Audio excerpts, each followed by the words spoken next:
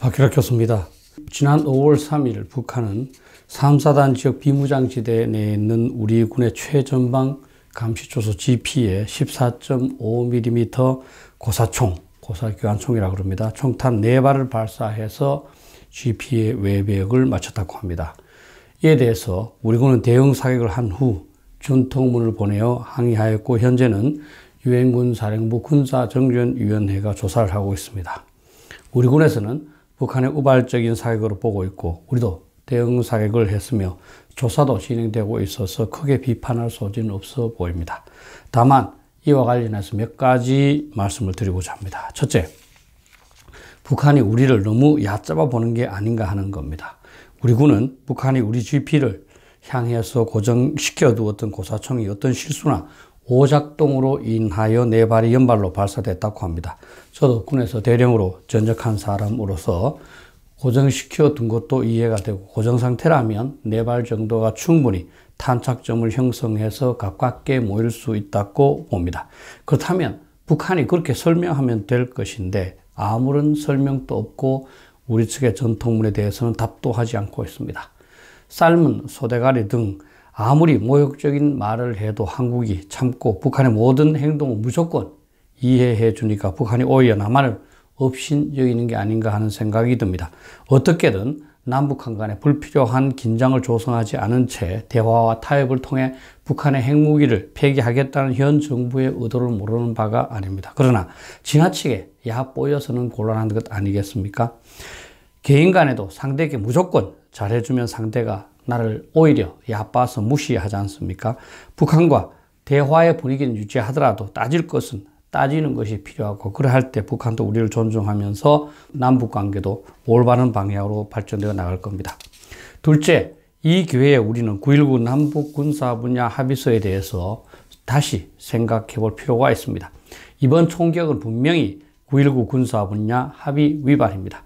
그 합의서 제1조에서는 모든 공간에서 군사적 긴장과 충돌의 근원으로 되는 상대방에 대한 일체의 적대 행위를 전면 중지하기로 하였다라고 되어 있습니다. 특히 그 1조 1항의 상방은 어떤 수단과 방법으로도 상대방의 관할 구역을 침입 또는 공격하거나 점령하는 행위를 하지 않기로 하였다고 되어 있습니다. 우리의 관할 구역인 GP에 총격을 가한 것은 공격 행위로서 이 조항에 대한 정면 위반입니다. 그렇다면 우리는 당연히 군사 분야 합의 위반이라고 북한에게 항의하고 북한을 하여금 설명하도록 만들어야 합니다. 사실 그동안 북한은 남북한 군사 분야 합의를 별로 중요시하지 않는 것 같습니다. 북한은 2019년 11월 23일 서해안에서 김정은 국무위원장이 직접 해안포 사격을 실시하기도 했습니다. 북한은 지난해 13회, 올해 들어서 4회에 걸쳐 미사일 시험 발사를 실시했는데, 이것은 군사적 긴장을 조성하는 행위로서 역시 군사합의 위반이라고 봐야 합니다. 이번 GP 총격도 그러하지만 북한은 군사합의를 준수해야 할 합의로 생각하지 않고 남한만 열심히 지키는 같은 느낌이 듭니다. 어떤 경우는 남한 정부가 북한 입장을 대변하기도 했고요. 북한이 군사 분야 합의를 가볍게 여기면 우리도 거기에 지나치게 구속받을 것이 아니라 나름대로 필요한 군사적 활동을 점진적으로 확대해 나갈 필요가 있다고 생각합니다. 지금까지 남북한 합의의 대부분은 합의 시에는 거창한 것처럼 남북이 선전하다가 북한이 금방 준수하지 않게 되었고, 결국은 남한도 준수하지 않는 형태를 반복했었습니다. 셋째, 우리 한국군의 대응 사격이 과연 적절했는지에 대한 더욱 면밀한 분석이 필요하다고 봅니다. 우리는 GP 총격을 받은 후 20발 정도를 대응 사격했다고 하는데, 정말 직후에 했는지, 어디를 향해서 쐈는지, 누가 사격을 결정했는지를 면밀하게 조사해서 규정대로 했는지를 따져볼 필요가 있습니다. 왜냐하면 대응 사격 여부를 지나치게 높은 선에서 결정하였다고 하면 문제가 있기 때문입니다.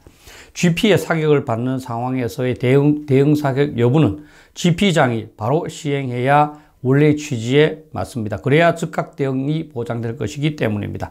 현재 비무장지대는 유엔군 사령부 관할이라서 유엔사의 정전시 교전 규칙을 따르도록 되어 있는데, 여기에는 화기의 위력에 따라서 대응 사격을 할 수 있는 정도와 그것을 결심할 수 있는 직책이 명시되어 있습니다.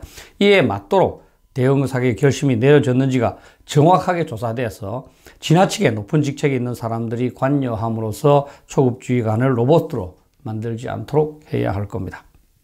넷째, 차제에 우리는 2010년 천안함 폭침 때 이명박 대통령이 단호하게 대응하되 확전을 방지하라 라는 상충된 지시를 내렸다면서 상당히 비판을 받았는데 그것은 비판을 받을 사항이 아니라는 점을 인식할 필요가 있습니다.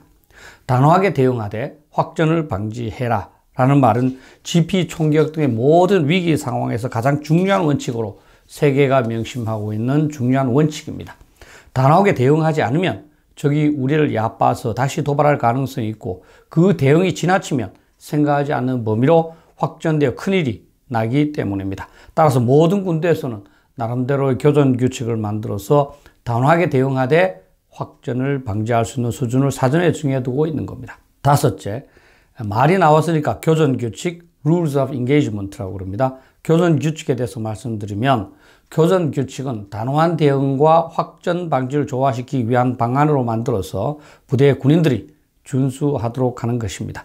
상대가 도발하면 한 단계 높은 수준의 대응을 허용함으로써 단호한 대응과 확전 방지를 조화시키겠다는 것이 교전 규칙의 일반적인 내용입니다. 그런데 전투원이나 부대의 생존이 위협받을 때는 교전 규칙은 무시될 수 있다는 점도 알아야 합니다. 교전 규칙을 준수하느라 내 생명이나 우리 부대의 안전이 위협받으면 안 되거든요. 그래서 교전 규칙의 첫 부분에는 이런 말이 있습니다. 즉, 이 교전 규칙은 자신의 부대 및 인근의 기타 부대의 자위를 위하여 필요한 모든 가용 수단을 사용하고 적절한 모든 조치를 강구하는 지휘관의 고유한 권한과 의무를 제한하지 않는다라는 내용입니다. 자신이나 부대의 안전이 위협받는다고 생각할 경우 교전 규칙의 범위를 벗어난 조치도 가능하다는 겁니다.